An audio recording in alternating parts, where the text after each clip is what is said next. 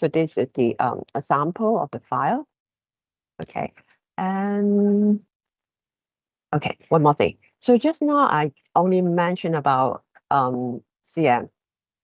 So for Singapore invoice, there's also a process for AP invoices. So we can import invoices from the vendor back into PMX. Now for the inbound feature, which is still under development. So it will be available on the last quarter of this year. So that's why I would like to ask about your time frame. When would you like to have this Singapore invoice implemented?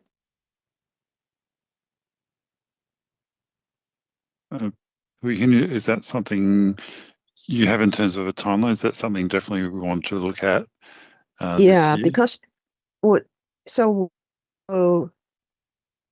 will our schedule fit with your implementation, or you have other arrangements, or we would like to know, will it be okay if it's available? I think for Singapore wise, we would like to see, unlike somewhere in 2028. So I want to too tight a schedule, because I think Steve side will have much more work to actually work on. So I'm not sure if Steve, if we are looking at Q2 or Q3 of 2028, is that possible?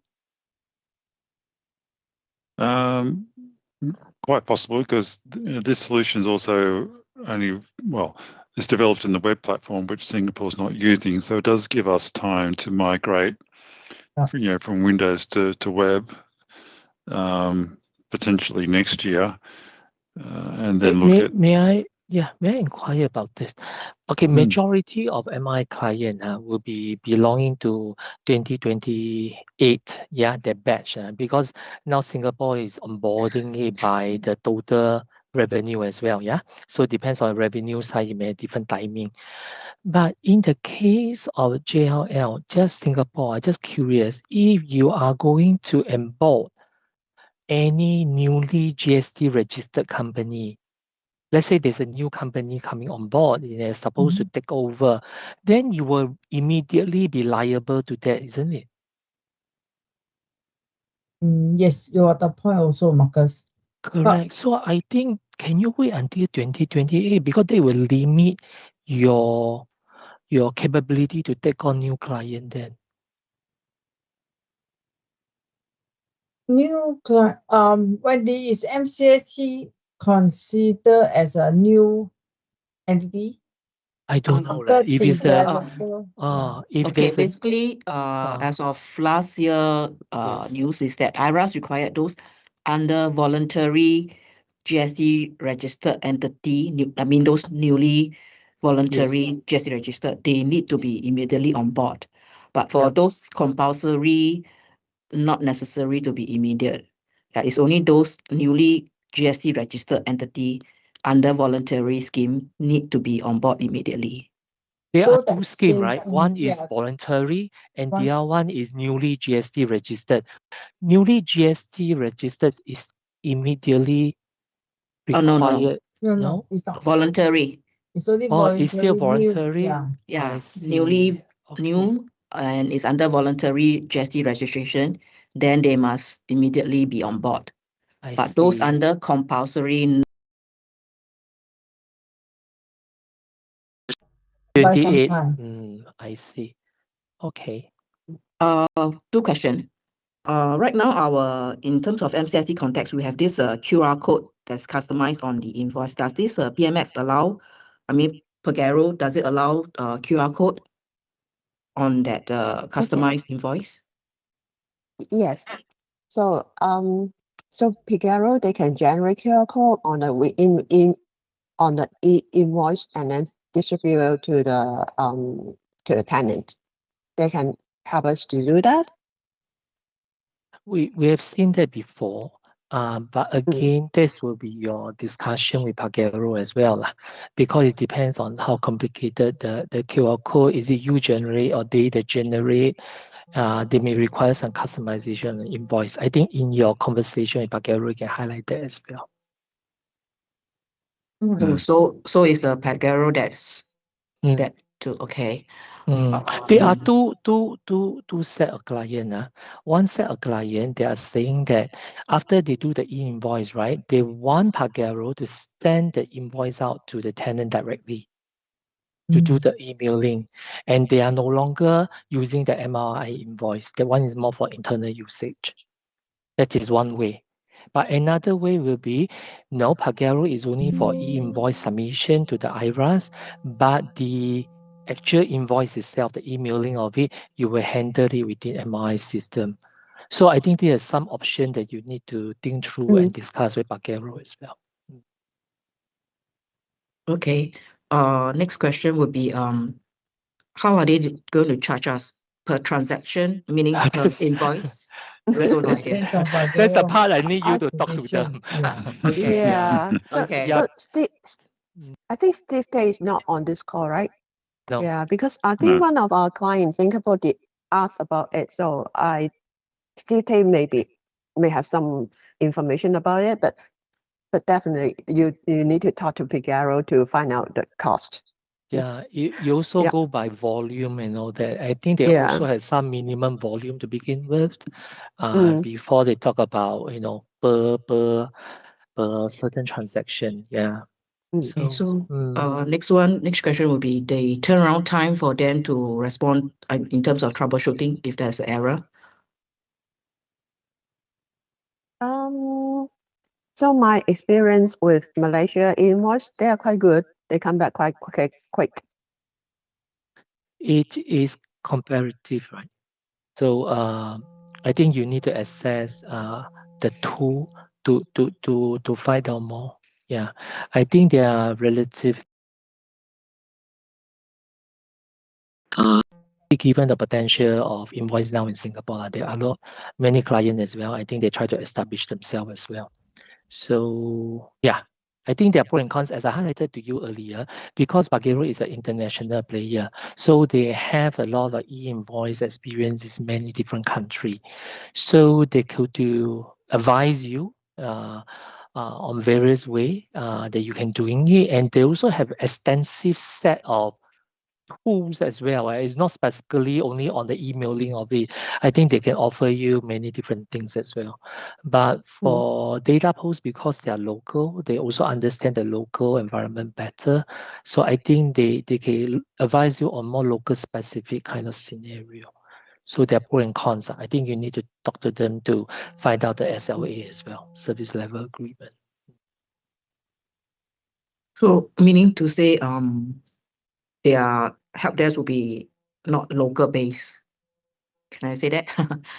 Since they're international. So my experience with Malaysia, I think the support people who are in Australia.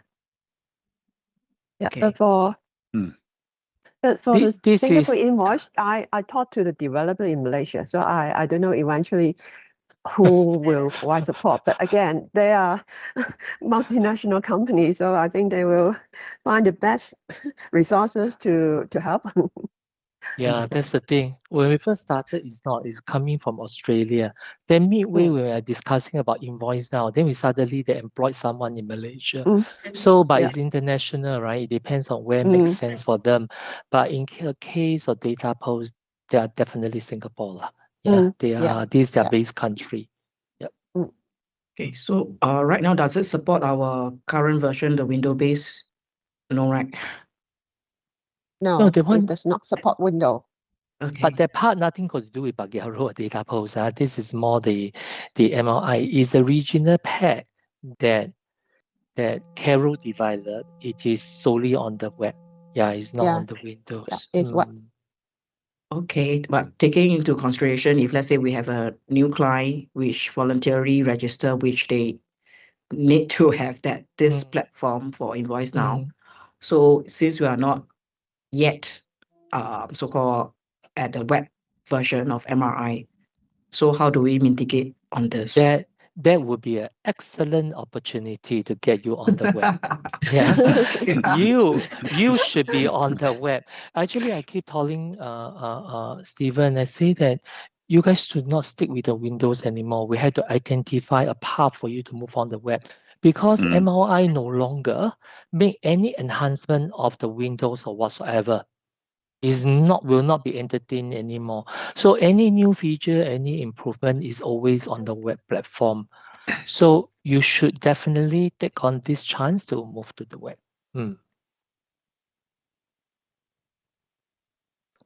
You concerned? We moved quite a few people to the web already. So I think you should be all right.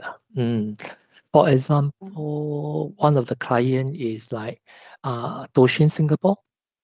They have been web from day one, the way they're using MRI system.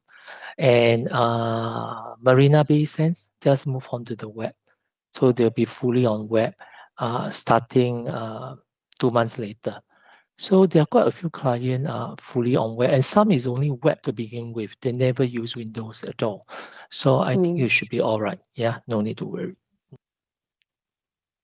Next question, volume. How much volume can they take? Because earlier on we faced, for example, a 500 units entity with some issue. So between MRI and Pagero, would there be any issue so far? I mean, what's the largest volume you all have encountered? Entity, you mean? Yeah. 500 should not be an issue. Yeah, it's not a lot, but I do not have a record, so I have to I have to find out from the Malaysia client about the volume, but I think 500 should not be an issue. Technically, it's not an issue. These days, the database can handle 1,000 and million of records without much issue. So I don't think 500 is hitting the limit at all. And furthermore, the way that we handle it is you will extract a file, you go to a file, and then you will pick up by the access point provider, be it Pagero or Datapose, and then they will connect with IRAS to process it. So the main part of communication with IRAS is actually on this platform, Pagero and Datapose. And Datapose is originated for SingPost. They are handling millions and millions of data. I'll be surprised that 500 pose any issue to them at all. Yeah. Okay, It thanks. should be fine. No problem. Thank you. Okay, any other questions? Okay, if no any further question, how about next step? Should I introduce Pagero to Steve so that you can ask them for further information, for example, like the cost? Yes, if you want to provide an introduction to that. If you could send the slides and the recording to the team, that would be appreciated as well. Okay, no problem. Yeah. And so how about Datapose? So will Marcus help to introduce them to Steve? I think that's fine. I will let Steve know. Steve has contact for both. He can help to arrange. Yeah. Yep. No problem. Okay. All okay, right. good. Yeah, if no further questions, thank you very much for attending today's demo. So if you have any question, just send me an email you guys not use Teams. Okay, send me an email or call me if you like. Thank you.